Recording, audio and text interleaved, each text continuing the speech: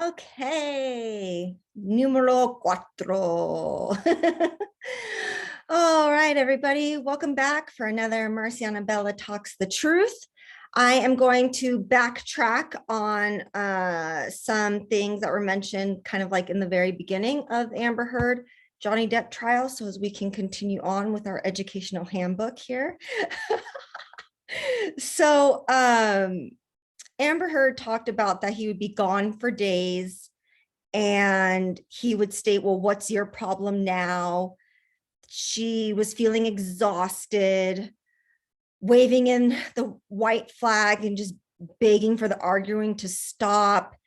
He would say, no one will ever love you and get used to waking up alone, that everything, and then he would go, oh, everything's my fault and leave, happy blipping birthday, and that he ruined it.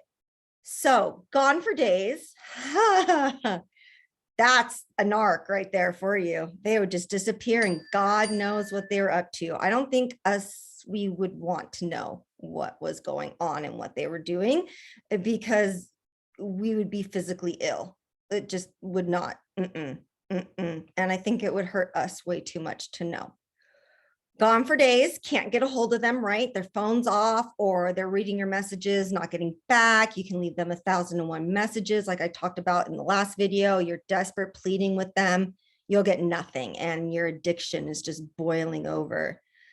If you're even looking at them wrong or they just come through the door and you look at them, what's your problem now? And it's like, I didn't even say anything like, wow, or no, I don't have a problem. I just wanted to talk about this. The feelings of exhaustion, I touched upon that with yesterday's video. It just, man, you get so exhausted to where you can't even function straight. I would go days without eating. It was like you would just not eat. And you didn't even notice it. You didn't feel hungry. You just kept going. A couple days would pass by. I'm like, I haven't showered. I haven't brushed my teeth. Like, what is happening? Like everything seems to be put on pause, but at the same time, you're not on pause.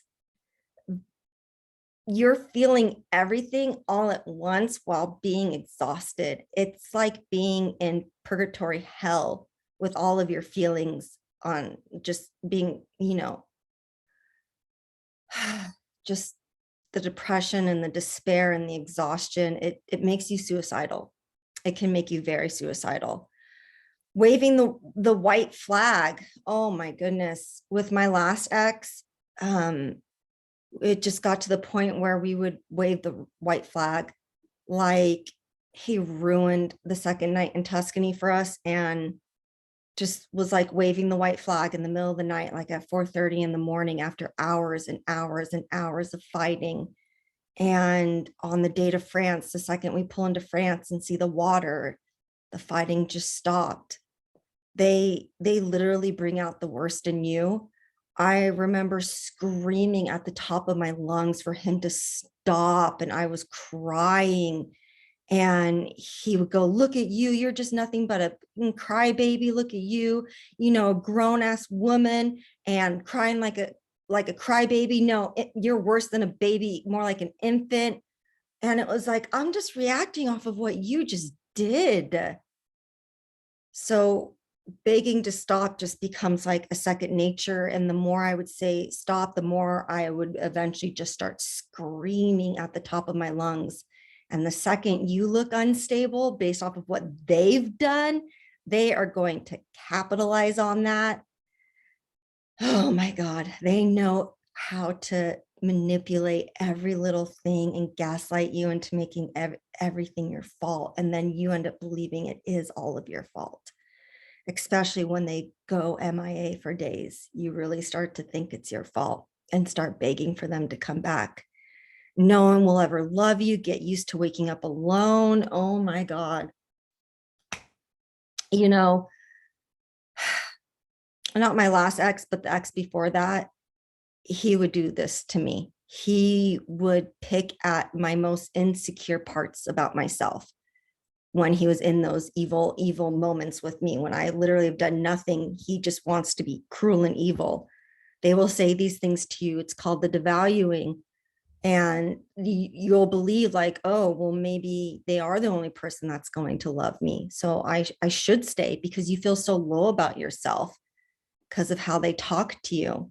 And you feel like you cannot do any better. And you're so addicted to them that you just settle and you're okay with it. And it really sucks when you feel like, well, okay.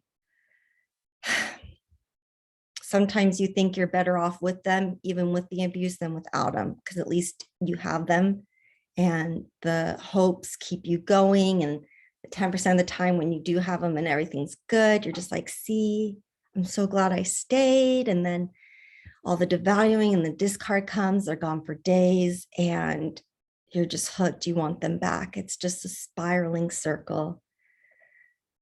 They ruin every special occasion. The day that I was supposed to come home from being in the other country, I extended my trip another week. The day that I was supposed to be flying back home to America, he ruined it. And I wanted to leave, and I was crying in his room for hours upon hours, wishing I had gone home. So they will literally ruin everything. My friends, their husbands have ruined their birthdays, the kids' birthdays, holidays. They will legit ruin every special occasion for you. With my second to last boyfriend, we were celebrating me coming back next year for my job. And he took me out to dinner and ended up not having enough money to cover the bill. He could only cover a quarter of it. So we're like, wow, okay. It just, nothing can ever feel special unless you're in that love bomb. But just always remember this, guys. The love bombs do come back, but they are shorter in time. They're not as grandiose as before. And the hell you pay after is far more severe than any other devaluation and discard cycle. A lot happened today, boy. But again, guys, I'm now seeing people commenting. People are starting to talk about, and they talked about that today, mutual, partner abuse. And they tiptoed around NPD today. Did you hear about that? One person goes NPD, but I think he meant BPD. And I was like, no, the N word needs to start being discussed in this, because this is what this is. Okay. Narcissism is borderline. Narcissism is antisocial. They all correlate together. And when you got the NPD mixed with the BPD and all of that, you got yourself a sociopath, psychopath, whatever you want to call it. Again, the narcissist brings out the worst in you. You bring out the worst in them. And when narcissists meet narcissists, a whole forest will go up in flames. Narcissists will make it so that you lose your friends, you lose your family, you lose your job, everything in your life that was going good for you, your bank account, your house, you are going to lose all of it. And that's what they did to each other. They lost everything, trying to be the bigger person and sue and, oh, blame shift, no, point fingers. And they ended up destroying their own lives when a narcissist dates a narcissist. And then everybody gets dragged down with them, especially the flying monkeys that are always supporting and enabling them. They are going to get dragged down like it is right now. So if you feel you're a flying monkey, just go ahead and leave. The smear campaign will most likely happen. The smear campaign is defamation of character. These narcissists will grind you through the mud. Your name, nothing pleasant about your name will ever be mentioned, ever. And they will paint you in such a horrific light to where people believe that they are the victim. So my ex, even my last ex, I'm pretty sure he probably smeared me to his family, his friends, everything. But you know what? It's okay. It's okay. Because you know what? People contact me and to just check in on me. And that shows me right there, hey, if he is doing the smears, people see through it. Okay. So yeah, defamation of character is a smearing campaign. A smearing campaign is defamation of character, guys. All right. Narcissists. Study it, learn this. I'll go over my notes from today and we'll get right back into it. Another short video with a lot of back points talking. Again, like, subscribe, share, comment. If you want to talk with me, just let me know.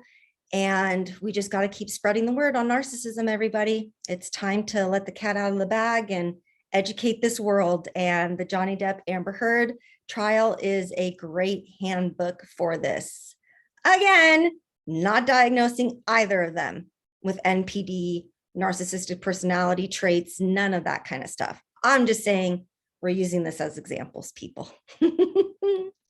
All right, this is Marciana Bella Talks the Truth. I look forward to seeing you guys soon. All right, guys, peace. Bye.